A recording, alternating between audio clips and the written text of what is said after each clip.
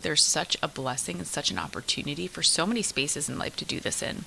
And it makes me think of leading with curiosity and love. And sometimes people don't want the help, right? But I find, especially with working with teaching students and now having my own that are nearing the age of where I taught for many years, that offering the help and assistance in not a forceful way, but just offering it in a way that sets up the space for them to come and to ask for the help, or to come if they need assistance, or to just show that you're not there to shame them. We're not there to assume that they're going to do the wrong thing, but instead, we're not here to point out the wrongs. We're here to guide to the goal, guide in using the gifts, guide in using the gifts in the right way, and really igniting them and setting them and speaking life into them. There's a way we can do this in all areas. I was going to say, it doesn't just have to look one way, right? When we lead in with the Holy Spirit leading, there's just so many creative ways that we can and so many creative solutions that we can bring to the table. Even when I think of teaching a book in school, teaching children books in school, and I think of how, as a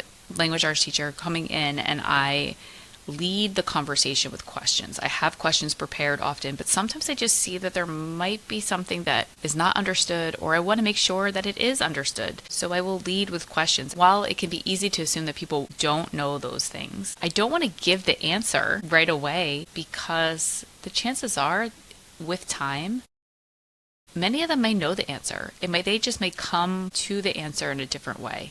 And so leading with questions helps us to not form assumptions, not hold bias, but instead really lead a conversation, lead a lesson where the people in the classroom, the students, are part of leading that conversation too. They're part of the conversation. They're a huge part. They're part of the team. The whole classroom is a team, right? And I think of that in our homes too. It's like we are a team. We work together. Every person has their own unique gifts and their own style, their own learning style of coming into the conversation and being able to creatively learn and creatively share. There's so many creative solutions that we all bring to the table. So that's part of creating a safe space for sharing.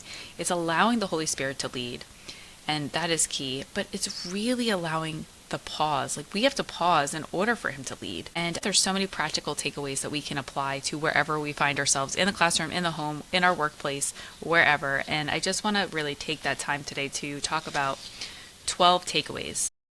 And honestly, some of them are going to sound really obvious, but sometimes we can forget it and make things more complicated than they really are. But the Lord is so good to be kind and to simplify things for us as well. So, the art of slowing down. Some takeaways. Number 1, carve out time to connect. Carve out time to catch up.